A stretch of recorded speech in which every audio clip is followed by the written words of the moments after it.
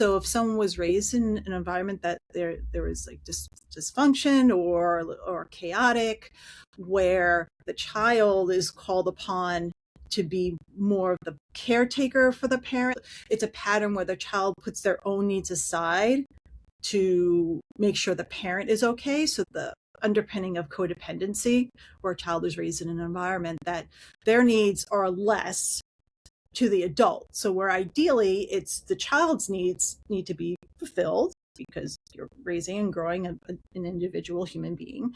But when a script is flipped and the child is raised to believe that their needs don't matter, the other person's needs matter more than mine, or my happiness depends on making sure that other person is okay, then that can play out in an adult relationship as codependency, where as an adult, then you're putting your partner's needs ahead of your own needs or compromising yourself to make that other person happy. I'm Rachel Green, divorce mediator and collaborative attorney. Join me as I chat about everything from smoothly navigating your way through divorce to prenups, all the while keeping the kids in mind. Good morning. Welcome to Keep the Kids in Mind. Today, I'm really looking forward to sharing with you a conversation with Carol Covelli, who is a psychotherapist based in Brooklyn who provides online therapy throughout New York, New Jersey, and Florida. Primarily, she works with women over 40 who are navigating anxiety, relationship challenges, and the transitions that often arise, including separation, divorce, and caring for aging parents. Her work focuses on helping women understand how earlier life experiences continue to influence their responses in the present, so they can move through life's transitions with greater clarity and self-compassion. And she has navigated toward a specialty in women who have had or are involved in marriages with affairs or relationships with affairs. Carol, welcome to Keep the Kids in Mind. Thank you so much for having me, Rachel. It's great to be here. I am so intrigued by, first of all, the statement that you wrote in your bio about how our early life experiences shape. Boy, is that true. You know, all of us see our whole lives through the lens of our early childhood experiences, relationships in the homes where we began life. It's fascinating to me that affairs are things that happen in relationships that are ending often. And what I've come to see in my work as a mediator is that often when someone goes outside the primary relationship, they're sort of desperate for something. There's some kind of need or pain that is desperately needed that they're not getting from that primary dyad relationship. So what kinds of things are people experiencing that drive them to have affairs? You know, a general question. Yeah, sure. I mean, there are many reasons that someone can seek what they're needing outside of their relationship. Sometimes there are events that occur within the lives of either individually or as a couple. So there could be a major event and that creates a disconnect between a couple. It could even be a couple that had a healthy relationship, but there's some kind of trauma or a catastrophic event or something occurs that breaks that connection. When people look outside the marriage, like I said, there could be many reasons, but if we're looking now at what's in early childhood experiences, there could be, again, like you said, needs that are not fulfilled within the marriage. Maybe at one time they were fulfilled, and then over time the relationship kind of breaks down. Or there could have been needs that were never really satisfied, and someone reaches a point where those needs become more important to be fulfilled. So it's not all conscious. A lot of it is very autopilot driven, how someone gets attracted to the person that they have an affair with. A lot of that is connected to early childhood attachment with parents. So there's a lot of layers and a lot of reasons. Either there's something that breaks down the connection within the relationship, where someone then unconsciously is seeking what they're missing, or it's something that they didn't have, or they meet someone that just taps into an unfulfilled need that they didn't know that they had. Mm-hmm. Mm-hmm. I mean, one thing I've learned from my work as a family attorney and divorce mediator is that every family is really different. It's amazing how unique each circumstance is, and each relationship has their own unspoken contracts and agreements, values, mores, behaviors. It's just astonishing to me how myriad is the human condition. I had a friend, I guess this was years ago before I even went to law school, who her father died of a heart attack very suddenly when she was 14. So when she was married, she just had this deep, like in her bones, this deep belief that her husband was going to leave her, because her early experience had been that the one man who she most loved in the world, her father, left her very suddenly. He was 37. And so she had an affair because, she actually said this, like she was in therapy working on it. And she came to the realization that she just couldn't stand being in a loving marriage, because she just was waiting all the time for her husband to betray her. And so she finally just betrayed him to just get it over with. Yeah. Yeah. In that situation, I would also even look even further back. What happened at 14, that's absolutely trauma, and absolutely shaped how she navigated relationships, right? So at 14, you're an adolescent, you're just starting that journey, really. But I would even look back further as to what her relationship with her father was like before he passed. What was her parents' relationship like? What did she witness as a child with how her parents were together? So that, again, there's a lot of layers, but absolutely having a childhood trauma like the death of a parent can absolutely shape how you are, how you navigate relationships, how you see relationships, the lens that you see relationships through. Yeah. Her parents also had a rocky marriage because her father had multiple affairs. Well, that's probably more the genesis. So he had multiple affairs. So he abandoned his wife, right? So she sees her father abandon, her mom, and then he did the ultimate abandonment, which is death. So it was a pattern of abandonment, right? That wasn't the first abandonment. Right. So how have you found the new acceptance of open relationships, and how have you seen people navigating those? There seems to be like a myriad of sexualities and sexual approaches. It seems, people are finding, some people define themselves as asexual, and they find other people who define themselves as asexual, and they form a pair bond with no sexuality. And then there's people who want to have open relationships and polyamory. It's more acceptable in discourse. In general terms, in terms of what consenting adults agree to and what they're emotionally prepared to enter into, right? So there's two parts. There's, okay, I agree to be in this kind of open relationship, but am I emotionally ready? Am I emotionally prepared for what that means, and what are the I'll say guidelines within the relationship? What is agreed to?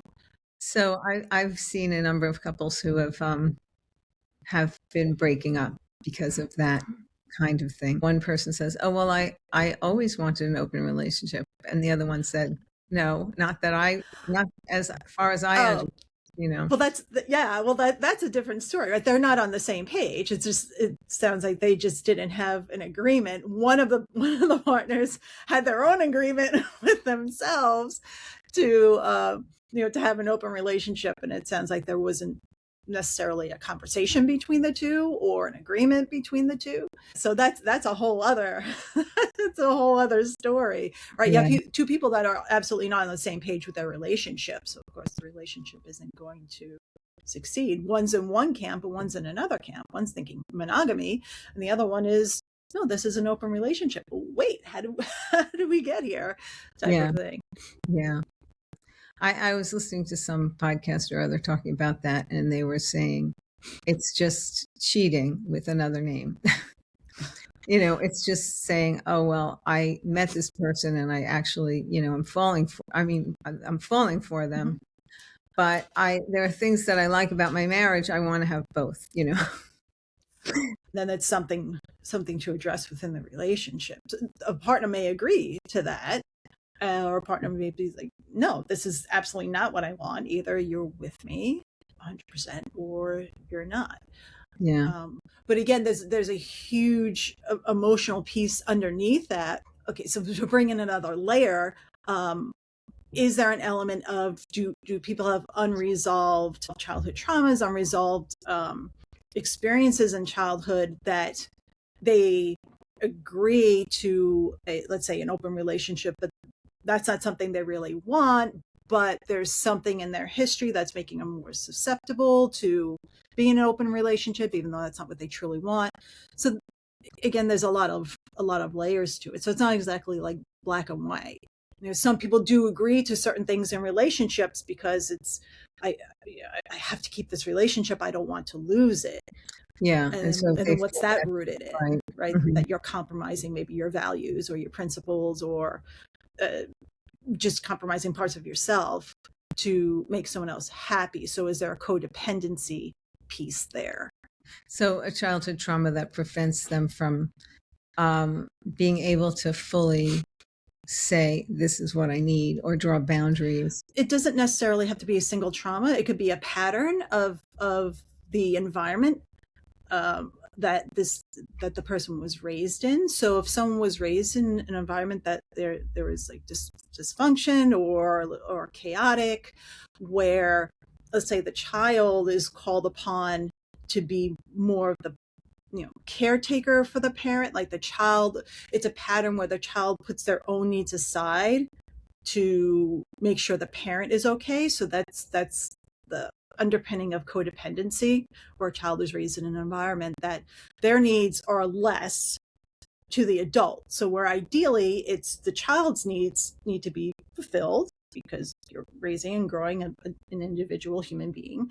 But when the script is flipped and the child is raised to believe that their needs don't matter, the other person's needs matter more than mine, or my happiness depends on making sure that other person is okay, right? Then that can play out in an adult relationship as codependency, where as an adult, then you're putting your partner's needs ahead of your own needs or compromising yourself to make that other person happy. Oh, I see. So you're like, they're like recreating, they had a pattern. needy parent who they were taken care of as a child. And so then they recreate that where the partner's needs are supreme to their own needs. That's right. Right. Wow. Because that's what they learned, right? So that's what was imprinted on them as a child, as, oh, this is how I'm supposed to be in a relationship, right? That's the norm, right? That's what they grow up with, thinking that's normal. Right. And that's what they bring to their adult relationships. And then it plays out in not just like romantic relationships, it plays out with friendships, it plays out in the workplace, it plays out in multiple areas of life. Yeah. I think I've played that out a little bit. I think maybe those of us who are in like the helping professions are a little bit that way. Yeah, I totally agree. Yeah. Most people in the helping professions have a piece of that. Again, it's not always pathology. It's not always to the nth degree. We may have some bits and pieces of that within us without it, let's say, interfering with our lives, right? That it could be what drew us into helping professions, but it's not going to dictate that I have to give of myself until it hurts, until it bleeds, I that think it's type of that thing. Jewish mother thing. I think I can't escape it. Um, so for families of divorce, I obviously I'm kidding, but to some extent, for families who are divorcing, I mean, as you're talking, it's occurring to me that most of the parents who I work with during the divorce are very needy, and I'm wondering, like, what kind of guidance you would offer uh, people, for kind of how to keep the kids in mind. The title of the podcast, when Yeah. they're going through trauma themselves, and they are very needy, and I mean, it seems to me that there could be moments when one parent is just like, crying in bed, and then says, yeah, we're going through this. It's really hard. It's really sad. I miss your mom or dad, and you do too. Let's just cuddle each other and both feel sad about this. And that seems to me like that would be healthy, to like be open about that you're struggling, even though you're a parent. But maybe I'm wrong. Or like, No, it's a balance, right? So, Mhm. yeah, we know kids are sponges. They take in everything. They see things and hear things that you don't, as an adult, you don't think they're picking up on, but they Right. do. So, They pick up you know, on everything, I think. yeah, I think absolutely. yeah, they really see their parents' divorce as like a puzzle, and they're trying to figure it out, why it happened Hmm. and how it happened. And they like, into their 20s, they're still thinking about like little clues Hmm. and thinking, oh, that's what that meant when I was 14. I didn't understand it, but now that I'm 24, I do understand it.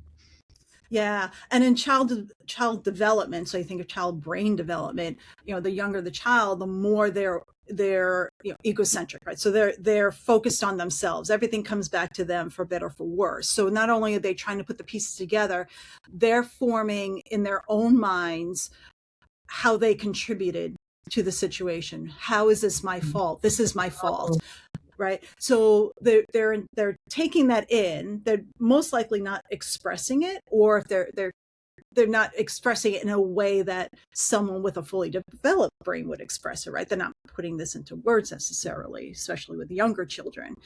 So there's a balance. So there was a couple parts of the question. So there's a balance between what you disclose to your children, and communications are better when they surround ensuring that the child feels safe and the child feels loved, right? More so, that's like predominant, more so than, oh, okay, we're leaving each other again.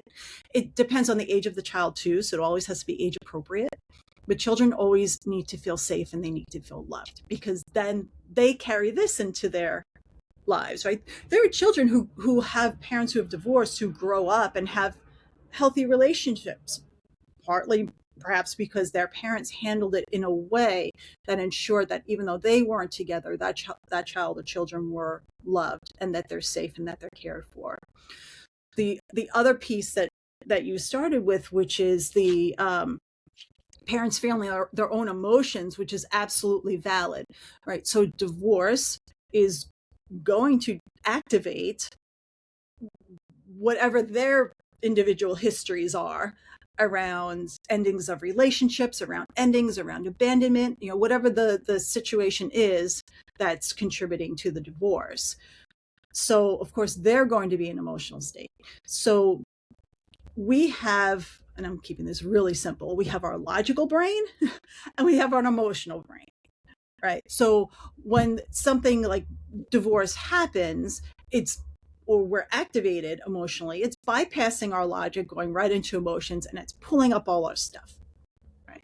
So as an adult, it is very important to make sure your own needs are taken care of, but from the right places, from the right environments, like therapy, like your adult supports, preferably both, but I would definitely advocate for therapy, because sometimes those emotions, they can override the logical thinking.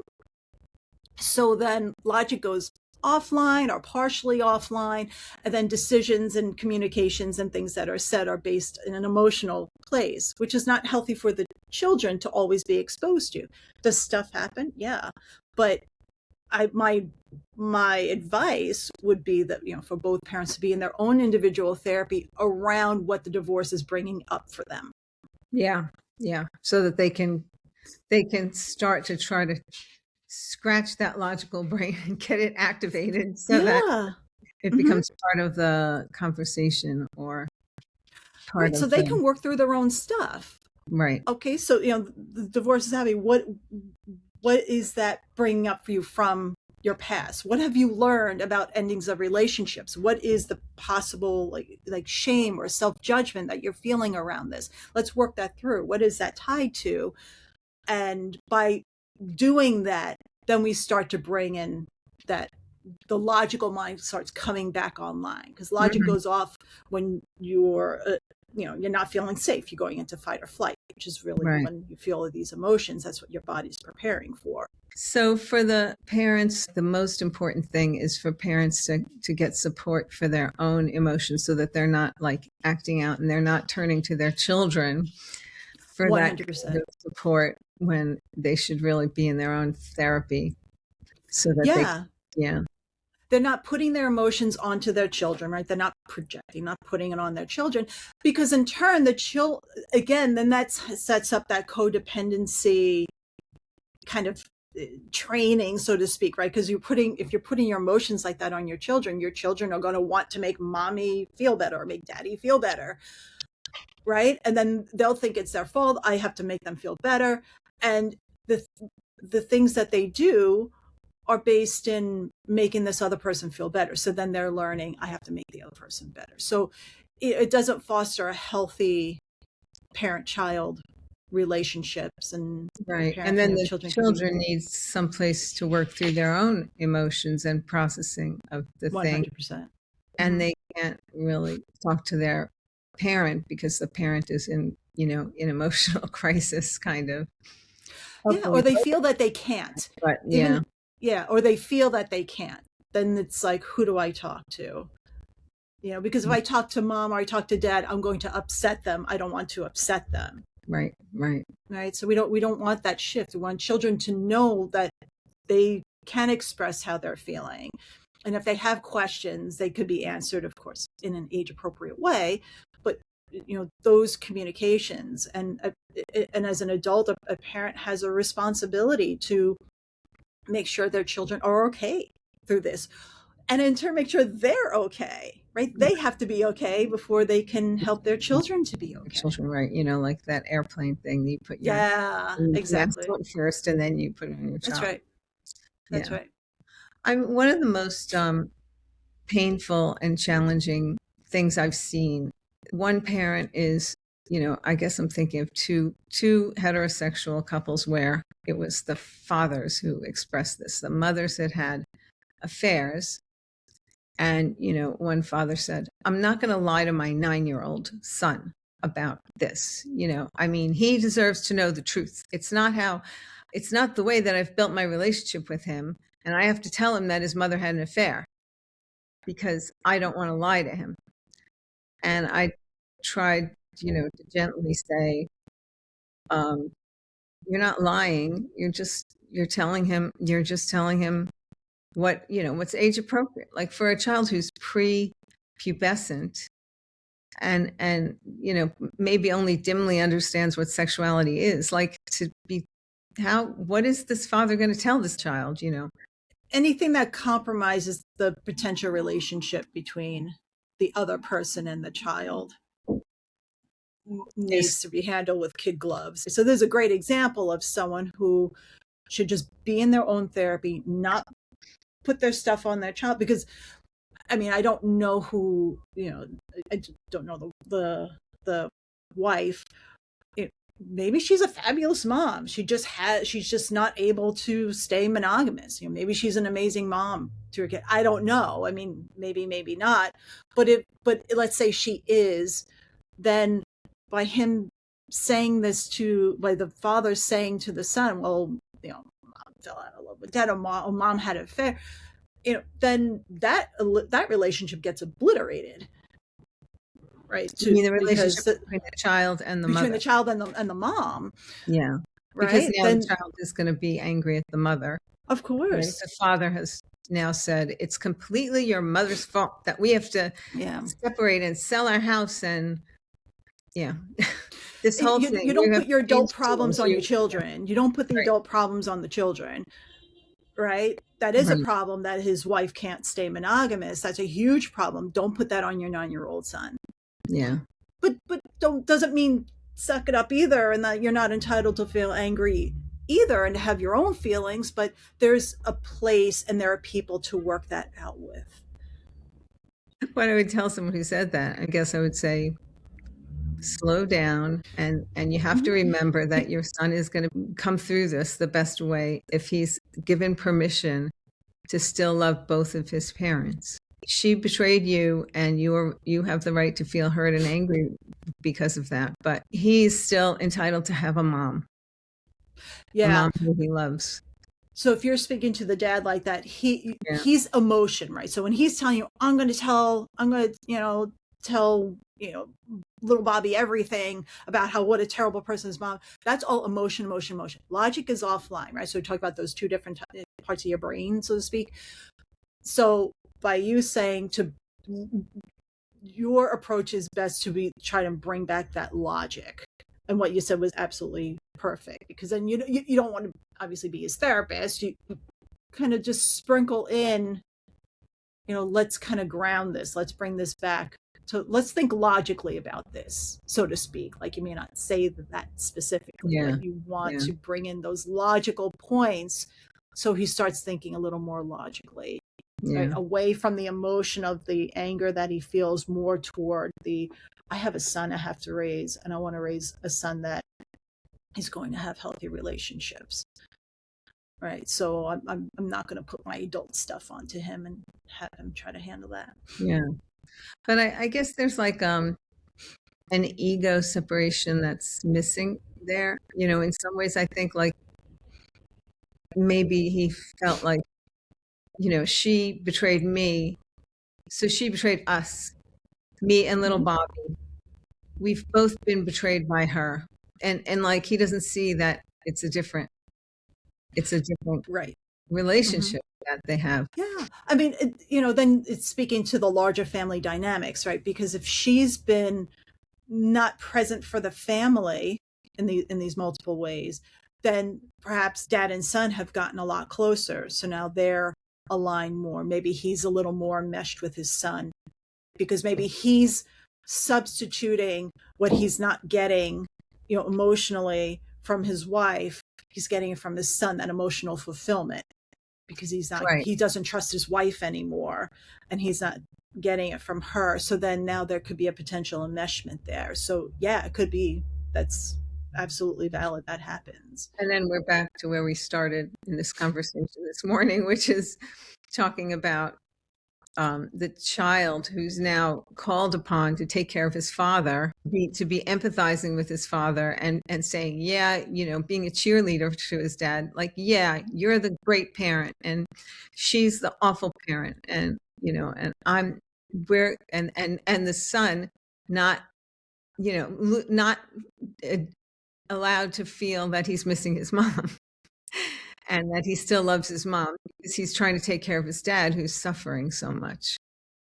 Yeah, and to even go back further, we were saying kids are sponges. So there's probably, he may have some kind of knowledge to some extent that, there's something wrong with mom's doing something. Again, they're taking in everything. So if, mom and dad are having arguments and fights, and the son is hearing this, even they may not think he's hearing it or understand, he's picking up on all these little bits of information. So his 9-year-old son probably already has some kind of idea that, mommy did something bad. I'm just thinking about another case I had where the 14-year-old was taking a bus ride with the dad, and they were sitting next to each other on the bus, and the father was constantly texting his new paramour, and thought the 14-year-old wasn't like reading his phone, like he was holding his phone, so he thought, so the 14-year-old couldn't see anything. But of course, 14-year-olds are so much more adept with their phones than adults are, that the kid immediately knew something was up. He saw enough of the texts going on that after the weekend, he said to his mother, "I think Dad might be having an affair." So that's how the mother found out. Well, Carol, you are such a wealth of knowledge about all these dynamics, and I certainly have you on my referral list for my clients who need therapists. I'm just wondering if there's any particular takeaways. That I guess the biggest takeaway that I'm getting from our conversation this morning is that people should have their own therapist to support them when they're going through difficult times, so that they don't turn to their kids for that kind of support. But are there any other particular takeaways that you would like our listeners to come away with? So definitely the parents, especially if they're feeling more emotional and they're not able to be more grounded during their divorce process, definitely see a therapist. Always keep in mind that children take in everything. That's the other big piece. You think they're not. My daughter's 18. She'll tell me something out of left field from when she was 4. And I'll say, "You knew that? You saw that? You heard that?" She's like, "Oh yeah." They take in everything and they remember it. Be very aware of the messages that you are imparting on your children. It's so important to deliver your messaging about the other parent, especially if the other parent is a good parent and or they made a mistake, or the relationships is not working. You always have to think, how is this going to affect my child? How is my saying negative things about my ex-partner to my child, how is that going to benefit my child? Right? So it's always having that awareness. So it's children are sponges in terms of what you don't think they're hearing, right? But also to be aware of what you are communicating to them directly, what they're taking in, because everything gets imprinted. Yeah. Everything gets imprinted into their psyche, into their brains, and then it forms the opinions. It forms the lens that they see life through, and it forms the opinions that they have of themselves. So it forms self-judgments and negative self-beliefs that get layered over who they are as people. And then as adults, they end up going to therapy to peel that back so they can really get to who they are. Beyond this, it's negative beliefs like, "I'm not good enough, it's my fault, I'm defective." Those are probably the main beliefs. "I can't handle it." Things like that, those beliefs, that's what people come in. And that's what the work is, right? So we work through those beliefs. Yeah. So they realize they are good enough. We bring in some self-compassion. Right. So we don't want to impart them on our children. Everyone's going to end up having them to some degree, because nobody comes through life unscathed. Right. But we as parents don't want to be the people who impart these on our children. Right. Who create those scars. Who create those scars. Yeah. I mean, nobody's perfect, but we don't want to go take actions that can knowingly put them in that position. Yeah.